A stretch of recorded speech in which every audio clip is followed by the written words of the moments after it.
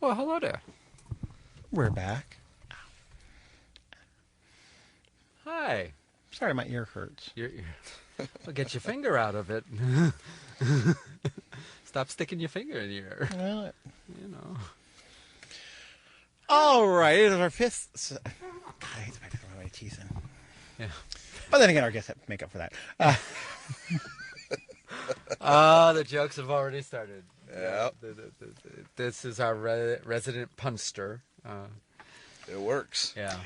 But normally it's kind of a free form. But Fifth Saturday is our usual freeform night. Merlin said there was a couple people who wanted to come in and talk to us, and Yes. What better way to start off the Christmas holiday season? But With wizards and vampires. yeah, Yeah. That seemed perfectly natural to me. Take a bite out of the holidays. There you go. I mean, So, anyhow, this is Papa Merlin. How you doing, everybody? And I have a couple of friends with me who I met amongst the pagan crowd, Yep. and I will let them introduce themselves by the names they choose to use on I the segment. am Aramond Sebastian, and the quiet one over here in the corner is Lolanthe, my queen. Yay. And you are?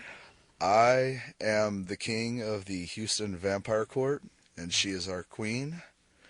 And we are here to show our support for the LGBT community and to hopefully get our feet wet and get things done, helping y'all out, with community work, events and things like that. Yeah, very cool.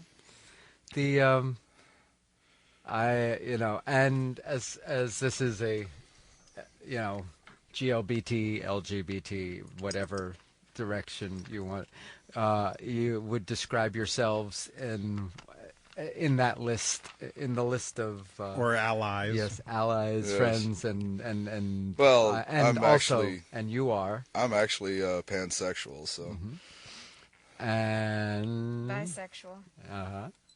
okay, it speaks. yes, she speaks. So now, when you come up with a name like the Houston Vampire Court, it sounds like you're a formed organization, Yes. and sort. I mean, so give people a little bit of background on this. Yeah. Well, the HVC started originally probably around, I think it was 3 years ago. And then we, like every other organization, have our ups and downs. We rebooted back this past year. And we're going to kick off this new year with a whole brand new ideology and a way of doing things and giving back to the community that helped us. A lot of us are members of the LBG community. We're also members of the goth community, pagan community, and other things like that. And then some. And then some. And, we decided that it was time for us to, I guess you could say, come out of the coffin and show our support for the communities that we've, been a part of for so long. And finally, since we've known Merlin for so long, we got a hold of him and say, hey guys, let's do this. Let's go do this thing. Let's Exactly. get out there and show that the obviously to other within the LGBT community. There's also there's always been at times drama between people within. Yes. So whenever another segment of the community makes themselves known. Yeah, it's like dropping a boulder in the lake. Yeah, exactly. Yeah, I know. And obviously, when somebody hears the word, when you hear the word vampires, Yeah, and people get a whole range. Yes, and so we've come to the realization that the word vampire, it creates a lot of stigma in the communities because of course we're not dead, obviously. And all the little myths and stuff that you hear aren't, they're not, the myths and everything aren't true, but, the people in the pagan community can closely understand us, that we feed off of energy and things like that to sustain us, as well as, some of us drink blood, of course, but most of us, a lot of us are energy feeders, energy manipulators, and so we're trying to find a word that would best describe us besides just vampire. Yeah. And it's taken many, many years, and we still are stumbling over this fact. So it's we're getting there. We're trying to find something that's not, as, standoffish as, the word vampire, but or cartoonish in a way. Or, yeah, exactly. Because people get a very cartoonish, exactly, very and I mean, Hollywood. You get the Hollywood horror. You're not the sparkly vampires. No, I don't sparkle. Even though the court does love to call me the King Sparkles. But because the question, we have a lot of different groups that come on the show, and I'm not sure whether you would accept using the term fetishment for your organization. I hear it's descent from the Queen. It's not a fetish. More of a lifestyle? I wouldn't even call it that. There's just some things that you're born with. Yeah, it's, some people consider it a lifestyle. Others, like myself, it's a spiritual thing. It's a physical and spiritual fulfillment, as well as a void that we fill. That's where the whole, feeding off of energy comes from, because there are parts of us that are missing, and in order to fill that part, you have to bring in something from an outside source. And so we try not to get away from ourselves and stick with the whole Hollywood thing. It sucks. But so no pun intended. Exactly, no pun intended, but it does suck. And so we're sitting there, we're trying to get rid of all the myths and all the lies that that surround our community.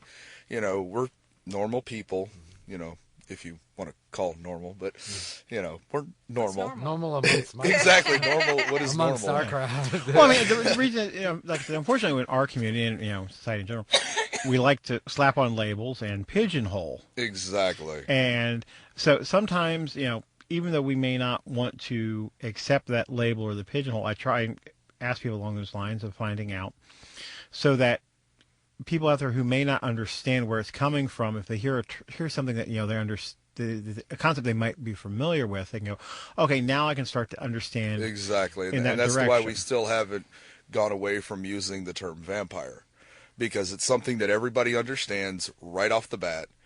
They understand the basics behind it, but the problem is, again, you have the whole media and movies and novels and shiny. Basically, what someone hears vampire, they think of Edward and sucking, sucking completely the person's blood. Yes. And Undead. an occult, the occult side to it. Yes. That is not necessarily. It's not necessarily the whole part of it. I mean, we do have a lot of people in our community who do practice magics, are part of the occult community as well, but that's not the whole thing. That's just one little tidbit of an entire community.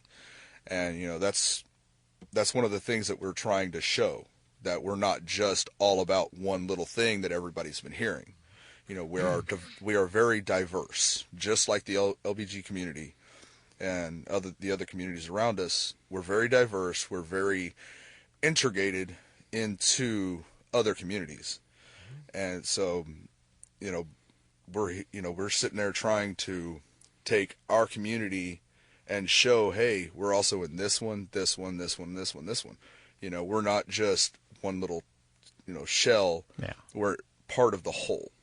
Yeah. And by doing, by coming here, by doing other interviews and things like that with other people, we're eventually getting everybody to the realization that we're normal folks just like everybody else. We want, the same things for everybody that they want for themselves, and we're willing to, work with them and, to see those goals come to fruition and hopefully into a brighter, more, I guess you could say, equal day to where everybody has their own. And at least can understand where it is you're coming from. Exactly. Yeah. We're trying to, I guess you could say, we're trying to not only get the word out about the LGBT community, but also about us.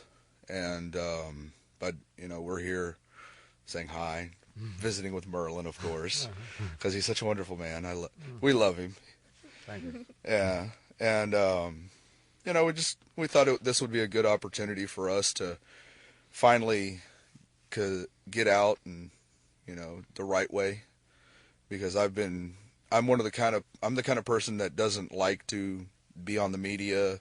I don't like being out in the limelight. Yeah. I prefer to work within the shadow, so to speak, because I can work better when people aren't paying attention to everything I'm doing. Sure. Because if I can't, because our community and our court is run by a council. We are the king and queen, but we don't run it as a monarchy.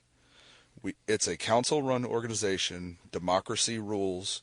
Everybody gets a vote. Everybody gets their word, and even if a brand new member that was just brought into the court, they get their say, as well as anybody else has been here for years, and that's one of the things that sets us apart, and that's one of the things that we're stressing to other communities.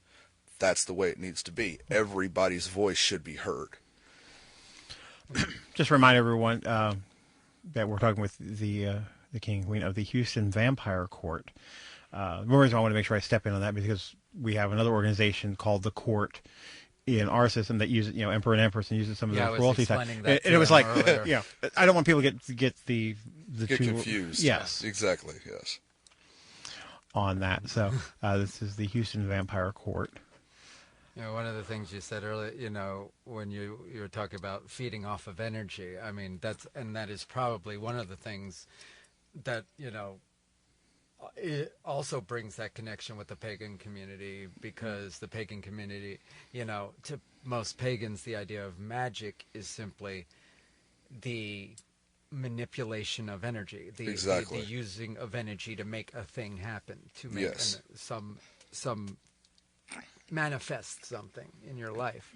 On some level here you are using the energy you have now to manifest a different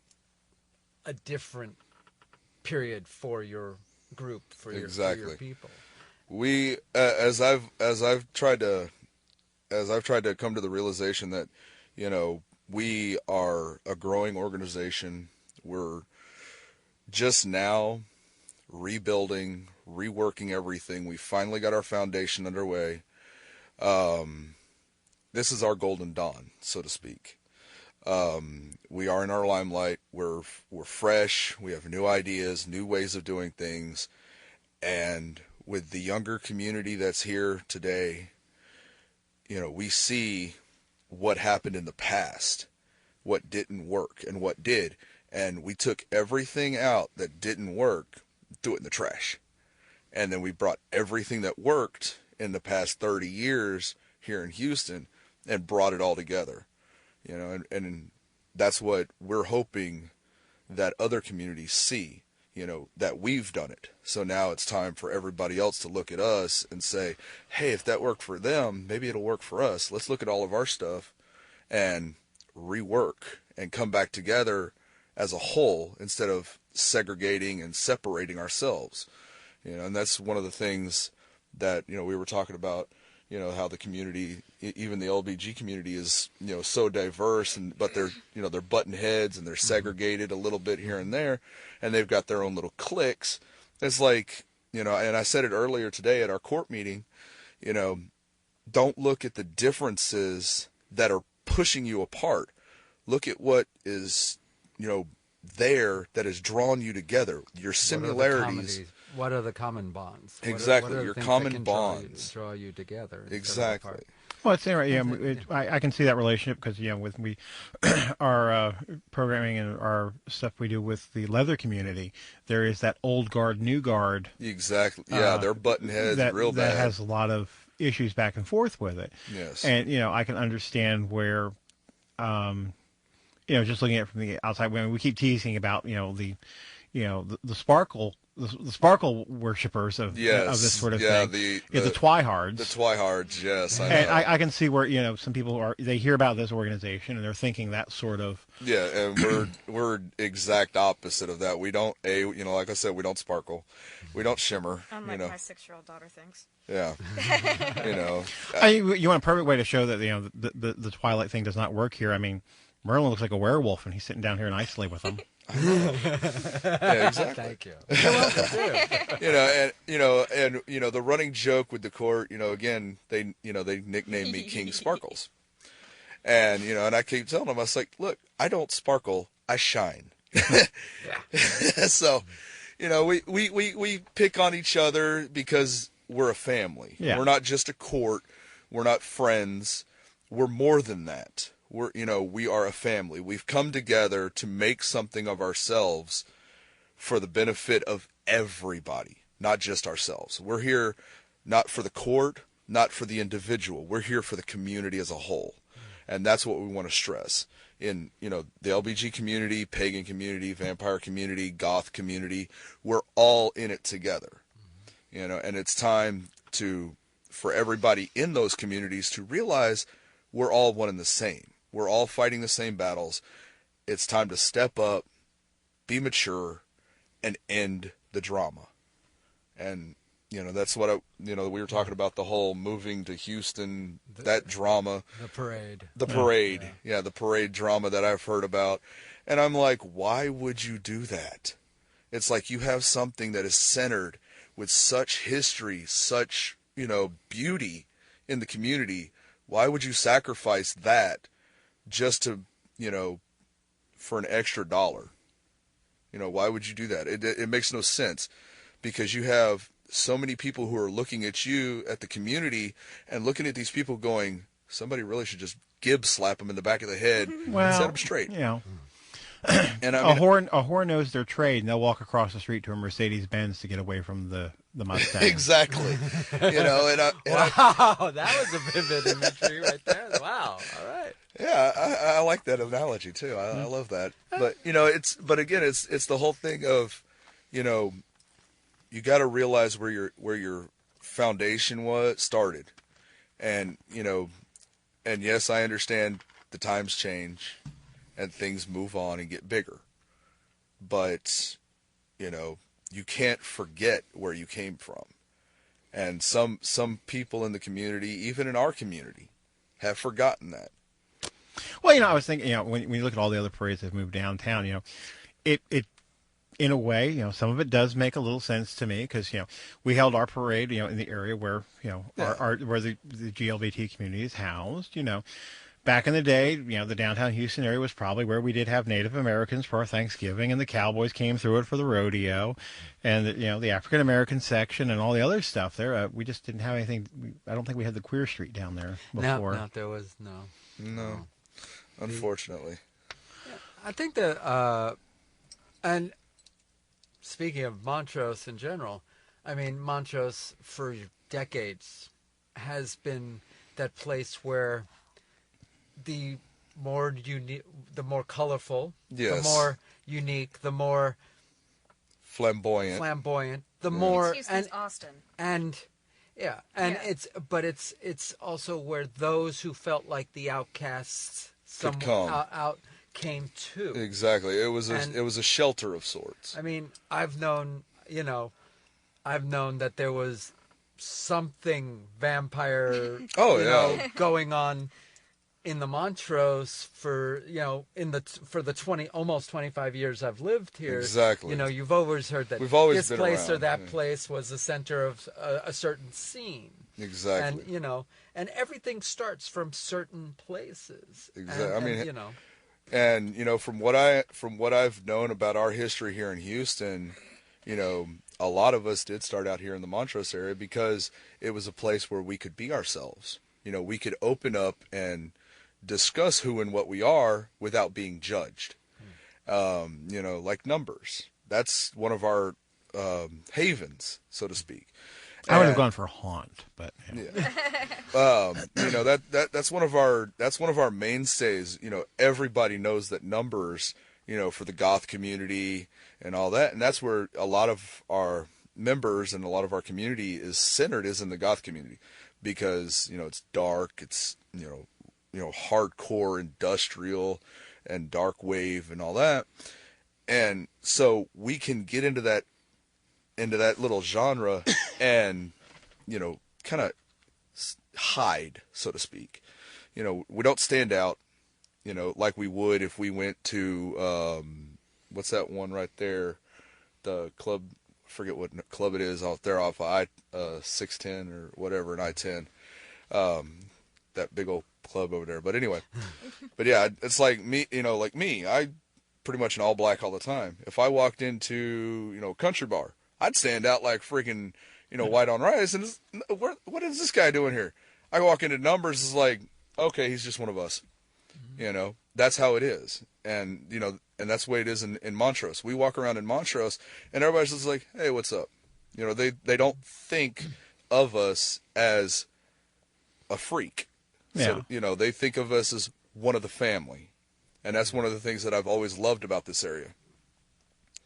So, moving away from your home sometimes is a good idea. Sometimes it's not. But, you never know. Yeah. We won't know until it happens. And we'll see what happens and, go from there and work on it. That's all you can do. So what as an organizational, from an organizational standpoint, has your group done over the years? I mean, you're talking about stepping out of, out into the, have there been other community-related things that you've gotten into in the past? In the past, we've tried. Oh God, I can't remember the name of it, but we've done some stuff in the past. But it was more towards the goth community and stuff like that. Now we're actually going into doing Toys for Tots, doing the SPCA. Huh? SPCA. Oh yeah, the SPCA, battered women and children's funds, the pagan and the LBG community pride parades and stuff like that. Different organizations, different charities that we can work with to not only show our support, but to better the community around us. And that's what we're doing now. We're actually coming out and working this year. This coming year is going to be one of the biggest things we've done. We're looking at anywhere between 5 to hopefully 10 different charity organizations that we're going to start working with to do fundraisers and things like that to help them, and to benefit them and the community, not to benefit us, because we are, I guess you could say, a nonprofit organization. We're not here to profit us. We're here to work for the community. Now, are you set up as one right now, or are you just going with the fact that you're not? We're not set up as a nonprofit. Okay. But just trying to make that distinction. Yeah, we're not set up as a nonprofit. We do, hopefully in the future, may come to that. But we're more of like I said, we're just now starting out. We're more of a charity organization for our own sake. But hopefully here in the next year or two, we could get our nonprofit. So that would be good. Okay.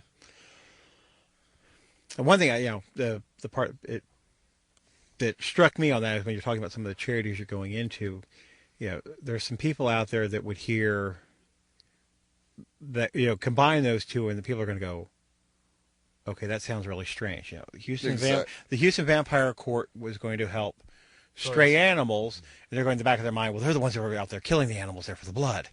Yeah, well, it's the same thing. Yeah, and I understand that. But again, it's that whole getting rid of the myths and the lies and showing people that we're not what you think we are. See, I can appreciate that because I'm part of the Houston Big Men's Club, and we always sponsor food pantries. Yes. So. And again, like we're also going to be I'm going to be talking with the court about hopefully, because I do plasma donations. I donate plasma on a pretty regular basis, and so I'm going to be talking with the court about doing a monthly, probably doing a monthly blood donation for the Houston blood banks and stuff like that. So again, that's one of those things. They're like, wait a minute, they're giving their blood. It's like, yes, we are giving our blood.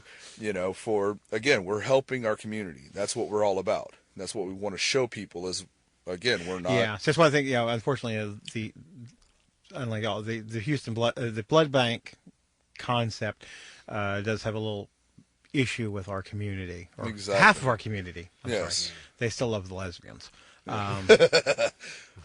But we still have our issues that we're working on with. Yes. Instead of saying gay men, MSMs, men who have sex with men. Men who have sex with men. Yes. Yeah. They and the fact that we have been dealing with that for 30 years now. I know that mentality that Well, if you had sex just once with a guy, you're labeled for life. Yes. Since 1970, really. And again, to me, it goes back to the whole people, hate the things that they fear and they don't understand. When you don't understand something, you start to fear it. But as closed-minded as a lot of people are nowadays, it's hard for them to get that understanding because they close their ears and they go, la, la, la, la, la. They don't want to hear it. But the second you show something about them that is not right or is... Stop oppressing my freedom. Exactly. And, so it's a hypocrisy that we're dealing with, in not only the LBG community, but also in the vampire community and other communities as well. We have a lot in common. We got people with crosses coming after both of us. Exactly. And we both can go for a good Bloody Mary every once in a while. Exactly. And yes, I have been working on that one all day. Thank you.